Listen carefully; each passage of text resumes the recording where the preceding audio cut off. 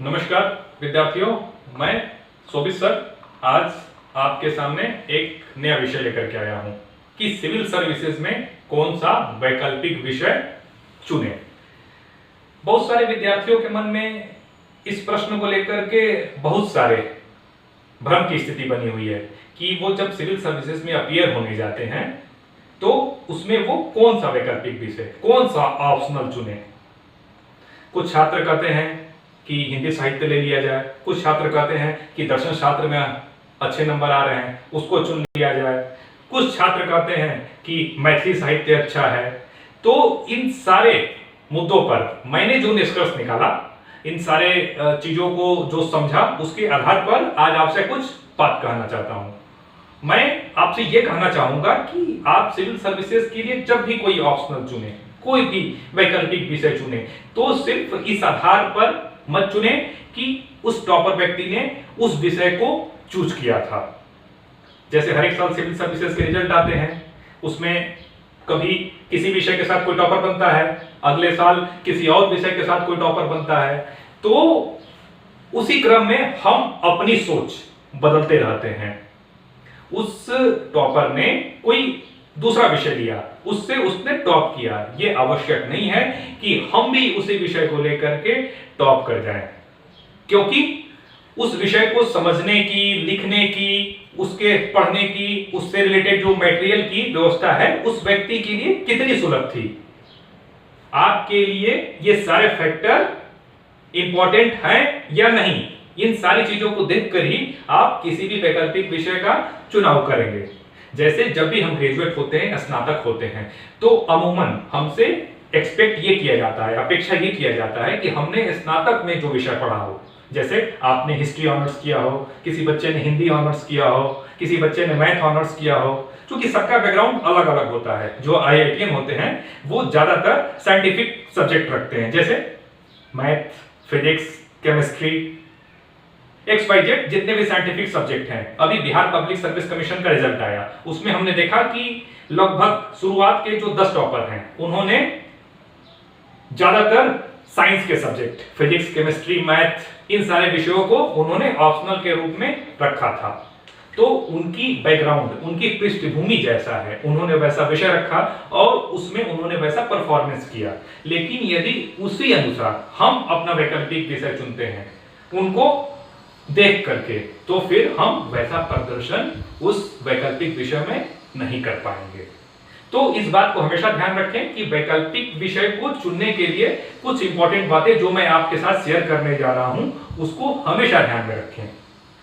सबसे पहला मामला यह बनता है कि जो वैकल्पिक विषय आप लेने जा रहे हैं उसमें आपका इंटरेस्ट, अभिरुचि है या नहीं है। मान लिया जाए किसी बच्चे को दर्शन शास्त्र में, फिलॉसफी में बहुत अच्छे मार्क्स आ रहे हैं, लेकिन आपको फिलॉसफी, दर्शन शास्त्र जैसा विषय समझ में नहीं आ रहा है, क्योंकि दर्शन शास्त्र नाम से ही लग रहा है दर्शन। अब उसमें जीवन, मृत्यु, मोह, माया, ये सारे जो जितने दर्शन हैं, यदि हमारी उसमें इंटरेस्ट नहीं है, अभिरुचि नहीं है, तो फिर हम एग्जाम में परफॉर्मेंस कैसा कर पाएंगे। इस बात को आप थोड़ा सोचिएगा, जब भी आप अकेले हो इस बात को सोचिए कि कोई विषय आप लेना चाहते हैं तो उस विषय को लेने के पीछे आपका इंटरेस्ट है या नहीं है। जैसे साहित्य विषय में सिविल सर्विसेज में बहुत अच्छे मार्क्स आते हैं, भर भर के मार्क्स दिए जाते हैं। जैसे कुछ वर्ष पहले आप देखेंगे कि हिंदी साहित्य में भर भर के मार्क्स आ रहे थे, तो कुछ छात्रों ने क्या किया, उससे प्रभावित होकर के उन्होंने हिंदी साहित्य लेना शुरू कर दिया। लेकिन जब भी आप कोई साहित्य पढ़ते हैं तो उस साहित्य में आपकी अभिरुचि भी तो होनी चाहिए। जैसे आपको अपने देश का लिटरेचर, चाहे वो हिंदी में हो, इंग्लिश में हो, संस्कृत में हो, गुजराती में हो, मराठी में हो, यदि वो साहित्य के प्रति आपकी समझ नहीं है तो फिर साहित्य के विषय को लेकर के आप उसके साथ जस्टिस नहीं कर पाएंगे। उसके साथ जस्टिस करने के लिए क्या करना पड़ेगा आपको, यदि साहित्य जैसे विषय में आपकी रुचि है तो आप साहित्य लीजिए। तो हमेशा वैकल्पिक विषय के पीछे अपनी अभिरुचि को ध्यान दें। दूसरा जो तर्क मैं कहना चाहूंगा कि उस विषय के बारे में मार्गदर्शन कैसा उपलब्ध है, क्या आसानी से उस विषय का मटेरियल, उससे जो रिलेटेड संसाधन है, बुक्स है, हमें आसानी से मिल पा रहा है। यदि इन प्रश्नों का उत्तर हाँ में है तो आप उस विषय को चुन सकते हैं। तीसरा जो फैक्टर है कि सिविल सर्विसेज में उस विषय का लगभग 5 से 10 वर्षों में परफॉर्मेंस कैसा रहा है। जैसे आप कभी देखते होंगे कि सिविल सर्विसेज में कुछ विषय बहुत अच्छा परफॉर्मेंस करते हैं। जैसे एग्जांपल के लिए मैं बताऊं तो बिहार पब्लिक सर्विस कमीशन में आज से लगभग 5 से 7 साल पहले LSW, जिसको हम लोग लेबर एंड सोशल वेलफेयर बोलते हैं, उसमें बहुत ही अच्छा परफॉर्मेंस हो पा रहा था। लेकिन इधर भी यदि हम देखेंगे तो उसमें परफॉर्मेंस में धीरे धीरे गिरावट होती जा रही है। तो जिन छात्रों ने LSW विषय लिया होगा उनका सिलेक्शन आप देखेंगे कि उस अनुपात में कम होते जा रहा है। कुछ बच्चों का जरूर हुआ है, लेकिन उस अनुपात में, यदि पूरे रिजल्ट के अनुपात में हम बात करेंगे तो उनका सिलेक्शन नहीं हो पा रहा है। उसी तरीके से यदि हम उत्तर प्रदेश लोक सेवा आयोग की बात करें तो वहां पर दो बहुत इंपॉर्टेंट विषय हुआ करते थे। एक रक्षा अध्ययन, आप जानते ही होंगे, और दूसरा समाज कल्याण।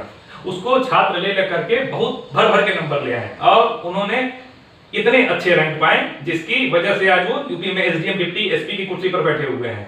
लेकिन वही कुछ वर्षों के बाद उन विषयों में आप देखेंगे कि धीरे धीरे उसका स्कोर गिरता गया और लास्टली कमीशन ने उस विषय को ही, डिफेंस स्टडीज को ही, वहां से समाज कल्याण को ही निकाल करके बाहर कर दिया। तो सिविल सर्विसेज और स्टेट पब्लिक सर्विस कमीशन दोनों को देखते हुए आप विषयों का चुनाव करें। कुछ छात्र क्या करते हैं कि सिविल सर्विसेज में किसी और विषय का चुनाव कर लेते हैं, किसी और ऑप्शनल का चुनाव कर लेते हैं, और जब स्टेट देने जाते हैं अपना जब स्टेट पब्लिक सर्विस कमीशन में अपीयर होते हैं तो आप उसके लिए दूसरा विषय पढ़ते हैं। ये खुद मेरे साथ हुआ है कि सिविल सर्विसेज मैंने किसी दूसरे विषय से दिया और जब स्टेट पब्लिक सर्विस कमीशन की बात आई तो मैंने वहां पर LSW रखा, वहां पर मैंने हिंदी लिटरेचर पढ़ा।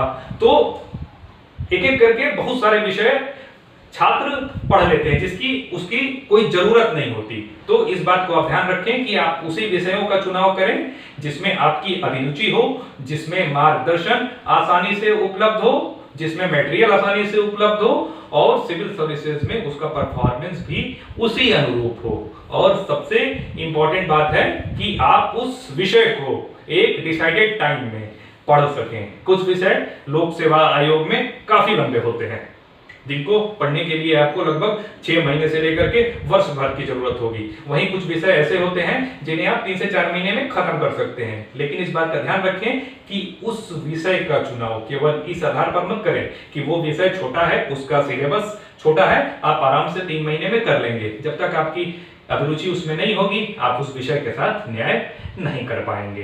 तो सिविल सर्विसेज में कोई भी ऑप्शनल चुने तो कोशिश इस बात का करें कि वो विषय आपके एकेडमिक बैकग्राउंड से जुड़ा हुआ हो, क्योंकि आपने ना चाहते हुए भी 3 साल उस विषय को पढ़ा है तो कुछ ना कुछ तो उस विषय के बारे में आप जानते ही होंगे। और कोई ऐसा विषय रख लेते हैं जो बिल्कुल नया विषय है तो उसको पढ़ने के लिए आपको काफी समय देना पड़ेगा।